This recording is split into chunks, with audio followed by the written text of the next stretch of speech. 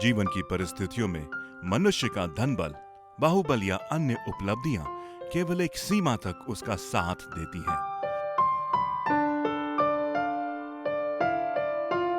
परंतु जब उसका विश्वास तथा आज्ञाकारिता परमेश्वर की विश्वसनीयता के साथ जुड़ जाती हैं, तो आश्चर्य कर्म होने लग जाते हैं।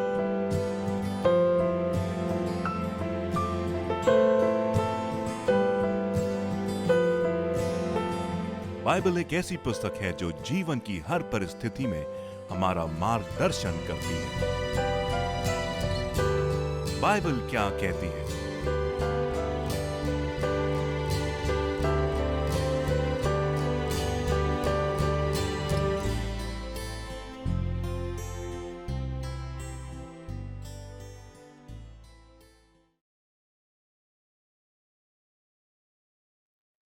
नमस्कार दोस्तों, मैं आकांक्षा आपकी आशा कार्यक्रम में आपका एक बार फिर से स्वागत करती हूँ।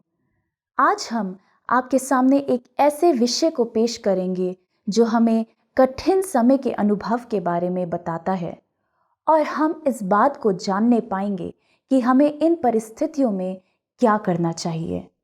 जिसमें अगुवाई करने के लिए भाई अनुराग हमारे बीच में उपस्थित हैं। भाई अनुराग, आपका स्वागत है।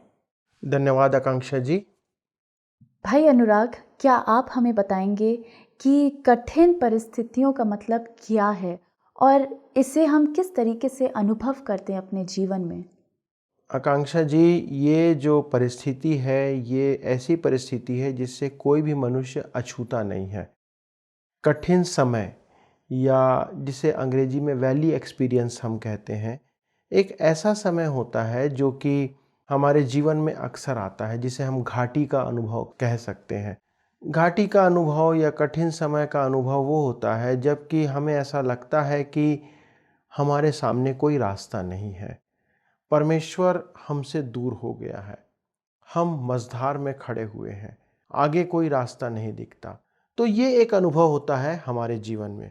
इसके विपरीत एक और अनुभव हमारे जीवन में होता है जिसको हम माउंटेन टॉप एक्सपीरियंस कह सकते हैं, जो कि ऐसा अनुभव है जहाँ पर हमें ऐसा महसूस होता है कि हम सबसे ऊंचे हैं, अच्छी परिस्थितियां हैं, सब कुछ भला चंगा हमारे जीवन में चल रहा है। तो ये वो समय होता है कि जब सारी परिस्थितियां हमारे पक्ष में चल रही होती हैं, हमारे अनुकूल होती हैं, तो वो भी एक अनुभव हमारे जीवन में होता है। और मनुष्य इन दोनों अनुभवों के साथ अपने जीवन को व्यतीत करता है। और अक्सर जब ऐसी परिस्थितियां आती हैं कि जब हमारे सामने दुख, तकलीफ, मुसीबत होती है, तो हमको ये लगता है कि परमेश्वर ने हमको छोड़ दिया है। और ये परिस्थितियां किसी भी के भी जीवन से अछूती नहीं रह सकती। हम इन्हें अपने जीवन से हटा नहीं सकते। निश्चित तौर पे ये परिस्थितियां हमारे जीवन में आएंगी। और ये जब परिस्थितियां आती हैं तो हमें इस बात का एहसास होता है, जब हम आगे इन विषयों पर और चर्चा करेंगे तब हम इस बात को समझ पाएंगे कि इन परिस्थितियों के अंदर हम इस बात को देखेंगे कि हमारा विश्वास जो है वो और दृढ़ बनता है, और दूसरी बात, हमारा चरित्र का निर्माण होता है। तो अक्सर हम इस बात को देखेंगे कि जब कठिन परिस्थितियां हमारे जीवन में आती हैं तो हमारा चरित्र निर्माण होता है, हम परमेश्वर को अपने और निकट अनुभव करने पाते हैं, और हमारा विश्वास मजबूत बनता है। और ये हमारे को कभी भी ये अनुभव जो है वो शांति, आनंद और अच्छे चलने वाले समय में नहीं हो सकता। ये अनुभव हमको तभी होता है जबकि कष्ट, मुसीबत के समय और घाटी के अनुभव को हम अपने जीवन में महसूस करते हैं।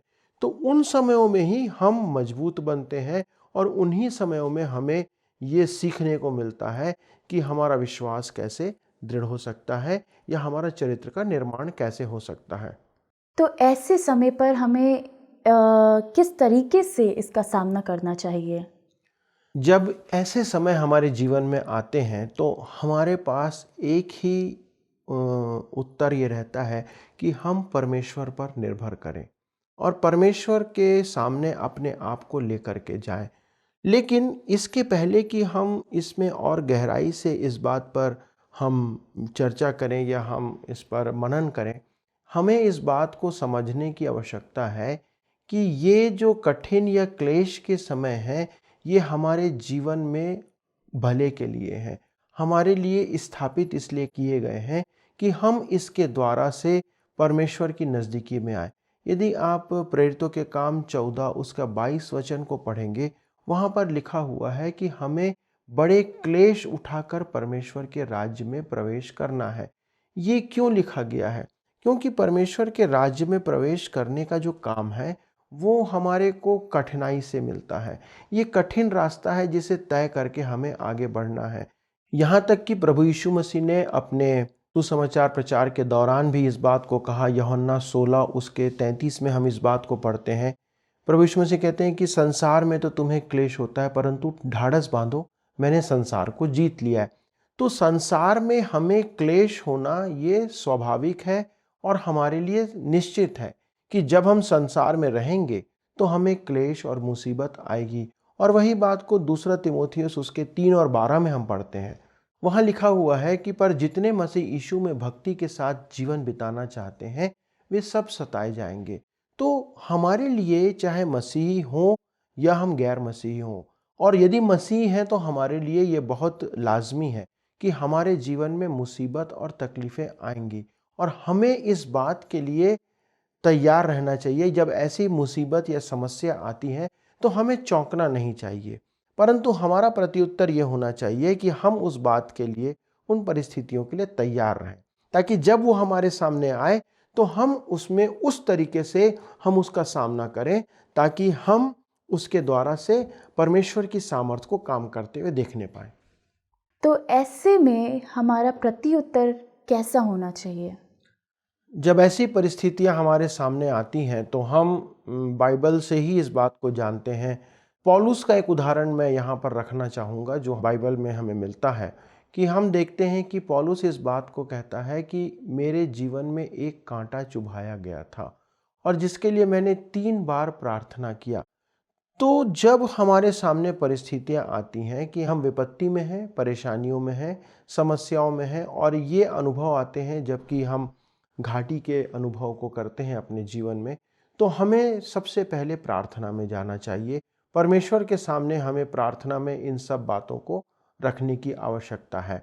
लेकिन जब हम प्रार्थना करते हैं तो उन प्रार्थनाओं के बीच हमें इस बात को समझना चाहिए कि उस प्रार्थना का उत्तर शायद तत्काल आ जाए और शायद तत्काल ना भी आए। और कई बार जो उत्तर आएगा वो यदि समय पे नहीं आता, जल्दी नहीं आता, तो हम निराश हो जाते हैं, हम प्रार्थना करना ही बंद कर देते हैं। तो हमें सबसे पहले उन समयों के लिए प्रार्थना करने की आवश्यकता है। फिर जब हम प्रार्थना करते हैं तो उत्तर यदि हमारे पास आता है तो ये भी डिपेंड करता है कि उत्तर हमारे अनुरूप आए या हमारे विश्वास के या हमारी सोच के विपरीत आए। जैसे पौलुस के जीवन को हम देखते हैं। जब पौलुस ने प्रार्थना किया कि मेरे जीवन से ये समस्या को प्रभु तू हटा दे, वो कहता है मैंने 3 बार प्रार्थना किया, लेकिन परमेश्वर उसके जीवन के उस कांटे को नहीं हटाता है। तो यदि परमेश्वर इन परिस्थितियों को हमारे जीवन से नहीं हटाता है तो इस बात को हमें समझना है कि उसका उद्देश्य है। और जब हम इन परिस्थितियों में परमेश्वर की उस आज्ञा को पाते हैं या परमेश्वर के प्रत्युत्तर को पाते हैं कि वो बदलना नहीं चाहता, इसका मतलब है कि परमेश्वर हमें उसमें रखना चाहता है, हमें उसमें ठहराना चाहता है। लेकिन उसके साथ ही साथ परमेश्वर ने पौलुस को एक उत्तर दिया जो दूसरा कुरिन्थी 12:9 में मिलता है, और वो कहता है कि मैं तेरे साथ बना रहूंगा, अर्थात मेरा अनुग्रह तेरे लिए बहुत है। तो कई बार ऐसा होता है कि हम अपने जीवन में, यहाँ तक कि हम सेवकाई के जीवन में, हम अच्छा काम करते रहते हैं, परमेश्वर हमें बहुत इस्तेमाल करने लगता है, या बहुत से ऐसे अवसर आते हैं जब लोग हमारे द्वारा से आशीष पाने लगते हैं, तो हम उन बातों से फूल जाते हैं। कई बार हमें ऐसा लगता है कि इसके पीछे हम ही हैं, हमें परमेश्वर इस्तेमाल कर रहा है, इसका मतलब यह है कि हम सब कुछ हैं, हमारे अंदर कुछ अच्छी बात है इसलिए प्रभु हमें यह अवसर दे रहा है। नहीं, बात यह नहीं है।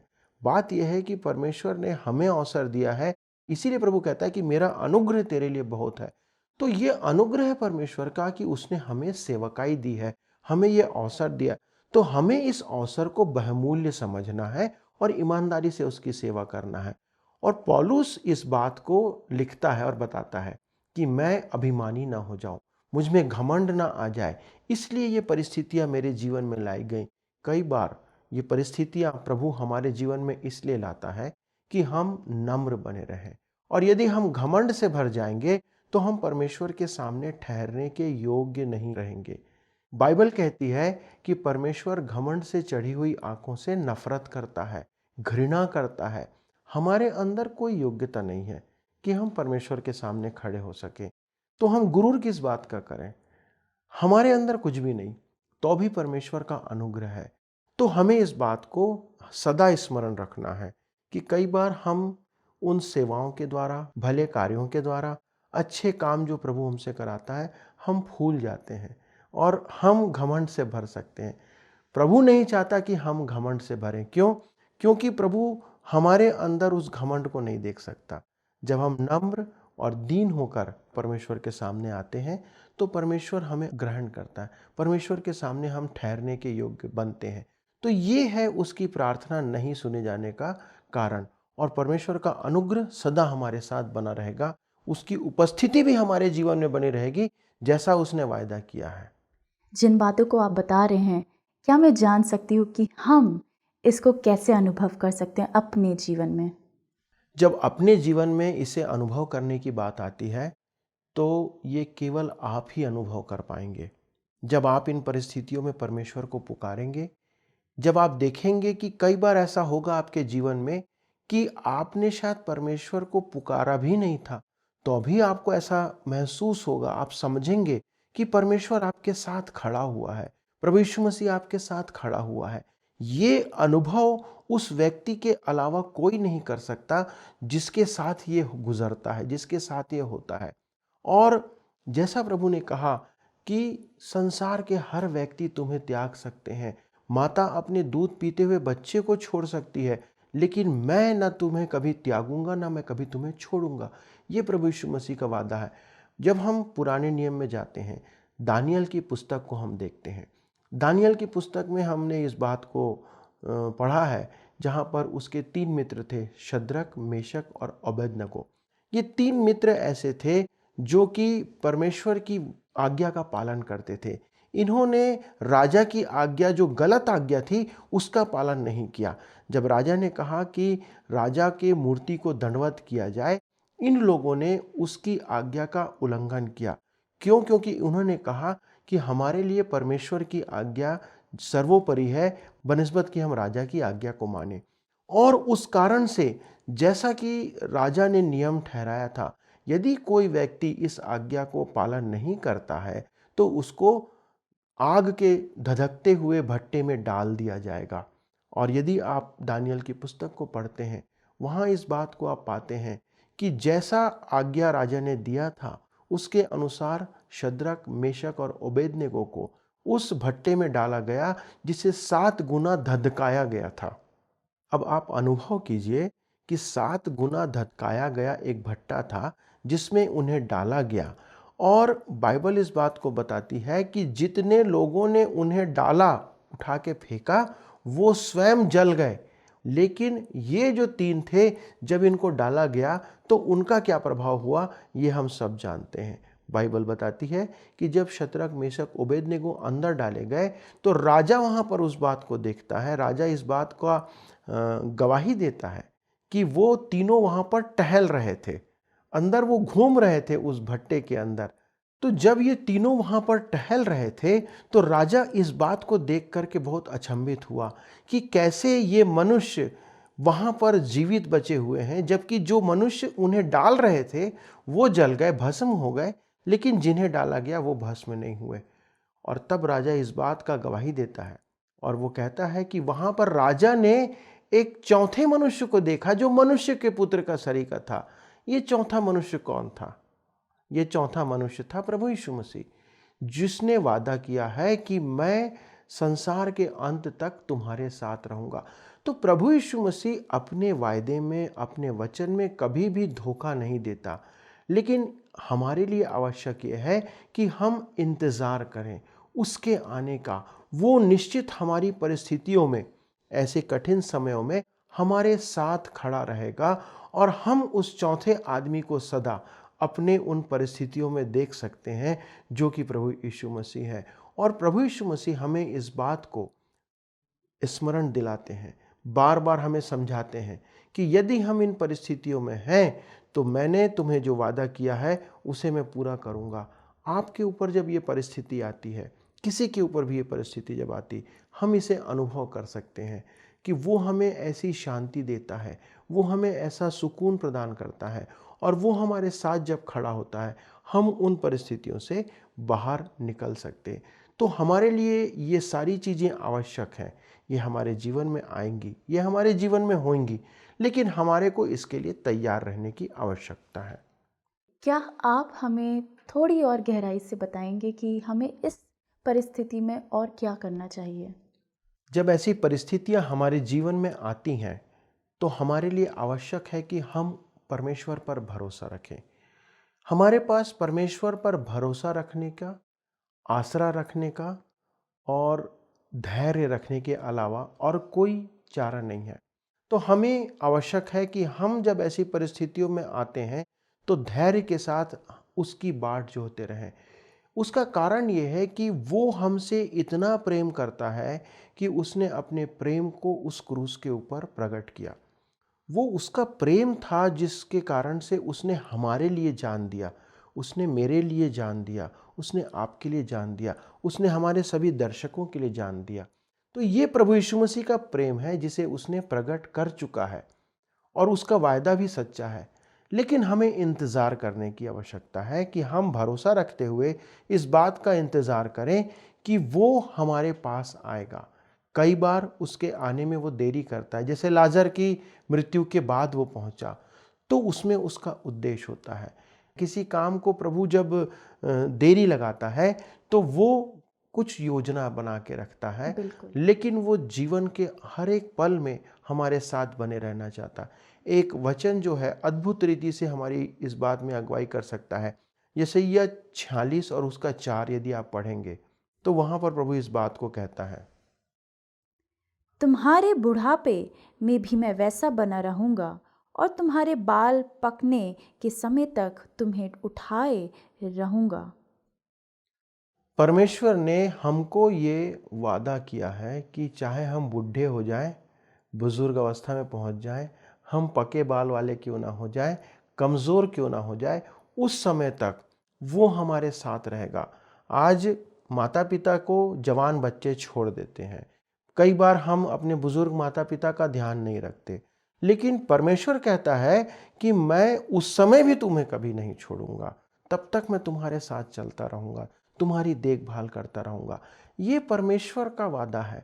एक और वचन पढ़ें, यशायाह 43 उसका 1 और 2, वहां पर भी परमेश्वर यही बात अपने लोगों से कहता है।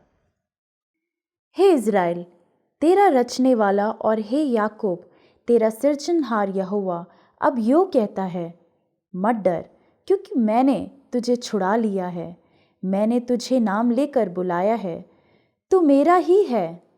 जब तू जल में होकर जाए, मैं तेरे संग संग रहूँगा, और जब तू नदियों में होकर चले, तब वे तुझे ना डुबा सकेंगे। जब तू आग में चले, तब तुझे आँच न लगेगी, और उसकी लौ तुझे ना जला सकेगी। ये वादा है जो परमेश्वर ने इस्राएल के साथ किया है, और यही वादा उसने हर एक विश्वासी के साथ किया है जो इस्राएल के साथ खड़े हुए हैं, अर्थात जिन्होंने प्रभु यीशु मसीह को अपना उद्धारकर्ता ग्रहण किया है। वो सब इस्राएली हैं, वो सब उसके लोग हैं। उनके लिए वो कहता है कि यदि तू जल में होकर चले तो वे तुझे ना डुबा सकेंगी, यदि तू आग में होकर के चले वो तुझे ना जला सकेगी, ना तुझे तपन होगी, ना तुझे कुछ परेशानी होगी। यही प्रभु का वादा है।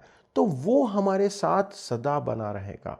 इन परिस्थितियों में जब हमें ऐसा लगता है कि सबने हमें छोड़ दिया है, हम कहीं पे खड़े होने के लायक नहीं दिखते, उस समय भी हमें ये धैर्य बनाए रखना है। क्यों?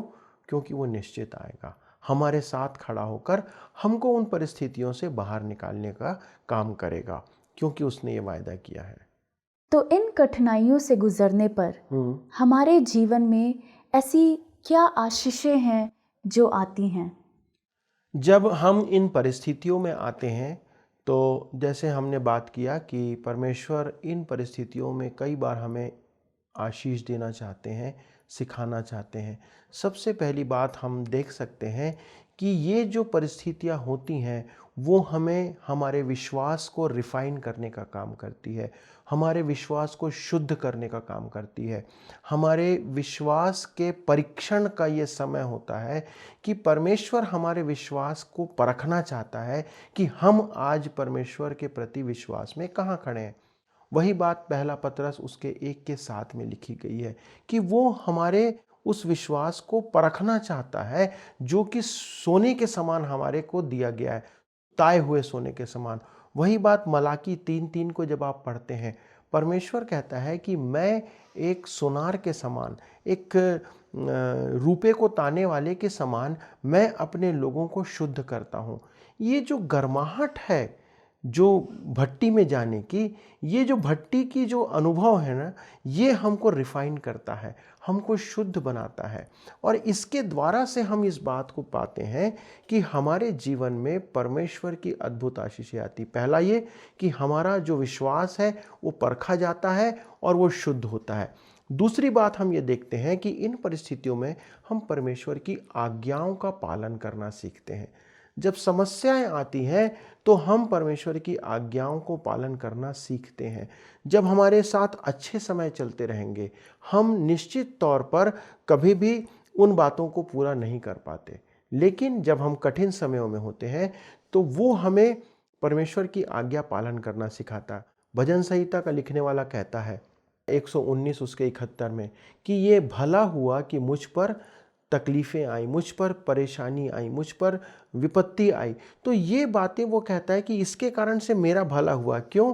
कि मेरा विश्वास परखा गया और मैं परमेश्वर की चेतावनियों को, उसकी आज्ञाओं को मानने लगा, उसके तरफ मैं मुड़ने पाया।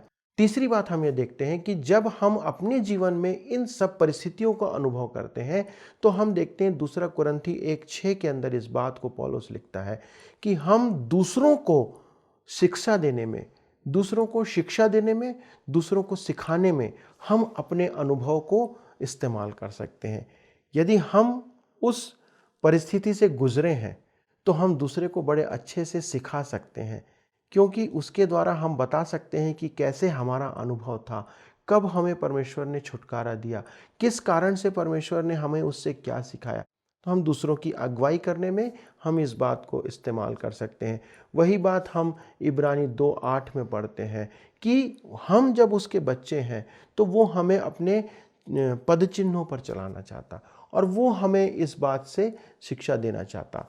चौथी बात, जब पौलुस के जीवन को हम देखते हैं, रोमी 8 और 17 में वो इस बात को बताता है कि जब हम परमेश्वर के साथ दुख उठाते हैं, क्या हम सिर्फ उसके साथ दुख बस उठाएं कि हम उसके साथ महिमा भी पाएं। तो हमारा उद्देश्य जो है प्रभु यीशु मसीह के साथ दुख उठाने का, वो ये होगा कि हम इसके द्वारा से उसके साथ महिमा पाएंगे। हर एक परमेश्वर के जो संतान है उनके लिए ये जो कठिन समय है ये परमेश्वर को महिमा देने का है। तो हम पौलुस के जीवन से भी इस बात को देख सकते हैं कि जब वो इस बात को बताता है कि हम उसके द्वारा से महिमा को पाएंगे, वही बात वो हमको सिखाना चाहता है कि हर एक परमेश्वर के बच्चों के जीवन में ये जो अनुभव है, कठिन समयों का अनुभव, वो इसलिए आता है कि हम आने वाले समय में उसके साथ महिमा को पाएं। उस आने वाले जीवन में, इसी जीवन में वो हमें उस महिमा को प्रकट करना चाहता है। यदि आप अय्यूब के जीवन को देखें, हम देखते हैं कि अय्यूब एक ऐसा व्यक्ति था जो बिना कारण ही परीक्षा में डाला गया। क्यों डाला गया?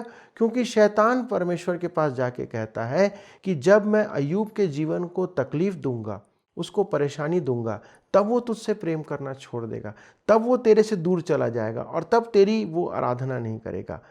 तो शैतान उसके जीवन में इस परीक्षा को इसलिए लेके आया कि वो उसको परमेश्वर के सामने नीचा गिराए। लेकिन हम ये देखते हैं कि अय्यूब अपनी उन कठिन परिस्थितियों में वो खड़ा रहा। अय्यूब के जीवन की परिस्थिति बहुत ही निर्मम थी। उसके सारे बच्चे मारे गए, उसकी धन संपत्ति चली गई, उसका जो कुछ भी था, उसके नौकर चाकर सब समाप्त हो गए, उसके पास कुछ भी नहीं बचा। यहाँ तक कि उसके जीवन में, उसके शरीर में फोड़े हो गए और वो बहुत तकलीफ में जीवन जी रहा था। सब कुछ परमेश्वर ने उससे अलग कर दिया। हम इस बात को देखते हैं, वो कहता है परमेश्वर ने दिया, परमेश्वर ने लिया, परमेश्वर का नाम धन्य हो। और अंत में हम देखते हैं कि उसकी पत्नी भी उसके विरोध में बात करने लगी कि तू क्यों अपने परमेश्वर को नहीं कोसता। फिर हम देखते हैं कि उसके जो मित्र थे, वो तीनों मित्र आकर के उससे कहते हैं कि तू बेकारण ही परमेश्वर की आराधना कर रहा है। तब भी वो अय्यूब था जिसने परमेश्वर को धिक्कारा नहीं, परमेश्वर के प्रति विश्वास योग्य बना रहा और उन परिस्थितियों में परमेश्वर की आसरा लगाए रखा। और हम तब अंत में देखते हैं कि परमेश्वर ने उसको सारी चीज़ों में आशीषित किया। उन सारी बातों में उसने उसको दुगनी आशीष दिया। जितना उसके पास पहले था, जितनी धन संपत्ति थी, उसने उससे दुगनी आशीष परमेश्वर ने उसको दिया। उसने फिर से बच्चे और नाती पोते सारी चीज़ों से उसने उसको नवाजा, क्योंकि परमेश्वर उसकी परीक्षा जब हो रही थी उसके साथ खड़ा रहा और वो अपनी परीक्षा में विश्वास योग्य खड़ा रहा। तो आकांक्षा जी, हम इस निष्कर्ष पर पहुंच सकते हैं कि जब हम ऐसी परिस्थितियों में आते हैं, जब हमारे सामने रास्ते नहीं दिखते, तकलीफ होती है और वो घाटी का जीवन हम महसूस करते हैं, तकलीफ, परेशानी, हम इस बात को स्मरण रखें कि ये हमारे भले के लिए है। हमारा विश्वास उसमें शुद्ध किया जाता है। हमारे को परमेश्वर की आज्ञाओं को पालन करने के लिए परमेश्वर कई बार प्रेरित करता है और इसके द्वारा से हम परमेश्वर को अपनी नज़दीकी में पाते हैं। और हम इसके द्वारा से अंत में इस बात को देखेंगे कि प्रभु यीशु मसीह के साथ हम महिमा को भी पाएंगे। तो हमारे जीवन से ऐसा प्रत्युत्तर होना चाहिए। जब ये अनुभव हमारे जीवन में आते हैं, तभी हम एक सच्चे मसीही के रूप में अपनी गवाही, यदि दूसरे शब्दों में कहें तो जीवित गवाही, हम लोगों के सामने रखने पाएंगे। बहुत बहुत शुक्रिया अनुराग जी कि आपने इस विषय पर एक नई तरीके से रोशनी को डाला है। प्रिय दर्शकों, मैं विश्वास करती हूँ कि आप आज के कार्यक्रम से आशीष पाए होंगे। अगर आप इस विषय में अधिक जानकारी प्राप्त करना चाहते हैं तो हमें नीचे दिए गए नंबर पर संपर्क करें। अगले कार्यक्रम में आपसे फिर मुलाकात होगी। तब तक के लिए नमस्कार।